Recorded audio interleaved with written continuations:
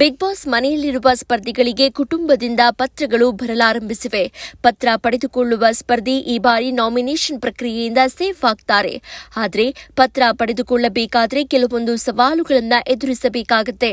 ಒಬ್ಬರಿಗೆ ಸಿಕ್ಕರೆ ಮತ್ತೊಬ್ಬರು ಪತ್ರ ಕಳೆದುಕೊಂಡು ಕಣ್ಣೀರು ಹಾಕಬೇಕಾಗುತ್ತೆ. ತಮ್ಮ ಕುಟುಂಬದಿಂದ ಬಂದ ಪತ್ರ ಕಣ್ಮುಂದೆಯೇ ಚೂರು ಚೂರಾಗಿದ್ದನ್ನ ಕಂಡು ಸ್ಪರ್ಧಿಗಳು ಕಣ್ಣೀರು ಹಾಕಿದ್ದಾರೆ. ಪತ್ರ ಸಿಕ್ಕವರು ಓದಿ ಭಾವುಕರಾಗಿ ಅತ್ತಿದ್ದಾರೆ. ಇದೀಗ ರಕ್ಷಿತಾ ಶೆಟ್ಟಿ ಹಾಗೂ ರಾಶಿಕಾ ಶೆಟ್ಟಿ ಇಬ್ಬರಲ್ಲಿ ಒಬ್ಬರಿಗೆ ಪತ್ರ ಸಿಗಲಿದೆ. ರಕ್ಷಿತಾ ಮತ್ತು ರಾಶಿಕಾ ಹೊರತುಪಡಿಸಿ ಇನ್ನುಳಿದ ಎಲ್ಲ ಸದಸ್ಯರು ಚರ್ಚಿಸಿ ಒಮ್ಮತದಿಂದ ಪತ್ರ ಯಾರಿಗೆ ಸೇರಬೇಕು ಅಂತ ನಿರ್ಧರಿಸಬೇಕಿದೆ. ಈ ಚರ್ಚೆಗೆ ಬಿಗ್ ಬಾಸ್ ಒಂದಿಷ್ಟು ಸಮಯ ನೀಡಿರ್ತಾರೆ. ಆ ಸಮಯ ಮುಗಿತಾ ಇದ್ದಂತೆ ಸ್ಪರ್ಧಿಗಳು ತಮ್ಮ ನಿರ್ಧಾರ ತಿಳಿಸಬೇಕಾಗುತ್ತೆ.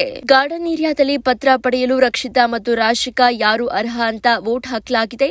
ರಾಶಿಕಾಗಿಂತ ರಕ್ಷಿತಾಗೆ ಪತ್ರದ ಹೆಚ್ಚು ಅವಶ್ಯಕತೆ ಇದೆ ಅಂತ ರಘು ತಮ್ಮ ಅಭಿಪ್ರಾಯ ವ್ಯಕ್ತಪಡಿಸಿದ್ದಾರೆ. ಈ ವಿಷಯವಾಗಿ ಮನೆಯ ಸದಸ್ಯರು ಎರಡು ಗುಂಪುಗಳಾಗಿದ್ದಾರೆ. ಈ ಮನೆಯಲ್ಲಿ ಮನಸ್ಸು ಮತ್ತು ಮನಸ್ಥಿತಿ ಹಾಳಾಗಲು ರಕ್ಷಿತಾ ಮೂಲ ಕಾರಣ. ಹಾಗಾಗಿ ನನ್ನ ವೋಟ್ ರಾಶಿಕಾಗೆ ನೀಡುವೆ ಅಂತ ಅಶ್ವಿನಿ ಗೌಡ ತಮ್ಮ ನಿರ್ಧಾರ ತಿಳಿಸಿದ್ದಾರೆ. ಒಮ್ಮತದ ನಿರ್ಧಾರ ಹೇಳದಿದ್ರೆ ಇಬ್ಬರಿಗೂ ಪತ್ರ ಸಿಗಲ್ಲ. ಹಾಗಾಗಿ ಒಂದು ನಿರ್ಧಾರಕ್ಕೆ ಬರೋಣ ಅಂತ ಜಾನ್ವಿ ಹೇಳಿದಾಗ ಅದಕ್ಕೇನು ಮಾಡಕ್ಕಾಗಲ್ಲ ಅಂತ ತಮ್ಮ ನಿರ್ಧಾರಕ್ಕೆ ಬದ್ಧವಾಗಿ ನಿಂತುಕೊಂಡಿದ್ದಾರೆ. ನನ್ನ ವ್ಯಕ್ತಿತ್ವವನ್ನ ಮತ್ತೊಂದು ಕಡೆ ತಿರುಚಿ ನನಗೆ ಅವಮಾನ ಆಗಿದ್ದಕ್ಕೆ ರಕ್ಷಿತಾ ಆಡಿದ ನಾಟಕವೇ ಕಾರಣ ಅಂತ ಅಶ್ವಿನಿ ಗೌಡ ಹೇಳ್ತಾರೆ. ರಾಶಿಕಾ ಪರವಾಗಿ ಕಾಕ್ರೋಚ್ ಸುಧಿ, ಧ್ರುವಂತ್, ಅಶ್ವಿನಿ ಗೌಡ, ಸೂರಜ್, ಸ್ಪಂದನ ಮತ್ತು ಅಶ್ವಿನಿ ವೋಟ್ ಹಾಕಿರುವುದನ್ನ ಇಂದಿನ ಪ್ರೋಮೋದಲ್ಲಿ ತೋರಿಸಲಾಗಿದೆ.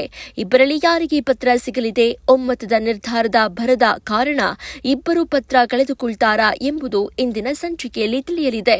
ಮತ್ತೊಂದೆಡೆ ರಕ್ಷಿತಾ ಶೆಟ್ಟಿ ವಿರುದ್ಧ ಅಶ್ವಿನಿ ಗೌಡ, ಸುಧಿ, ಧ್ರುವಂತ್, ರಿಷಾ ಒಂದಾದಂತೆ ಕಾಣಿಸ್ತಾ ಇದೆ. ಮತ್ತಷ್ಟು ಸುದ್ದಿಗಳಿಗಾಗಿ ನೋಡ್ತಾ ಇರಿ ಪಬ್ಲಿಕ್ ನ್ಯೂಸ್ 24x7. ಇದು ಸತ್ಯದ ಧ್ವನಿ.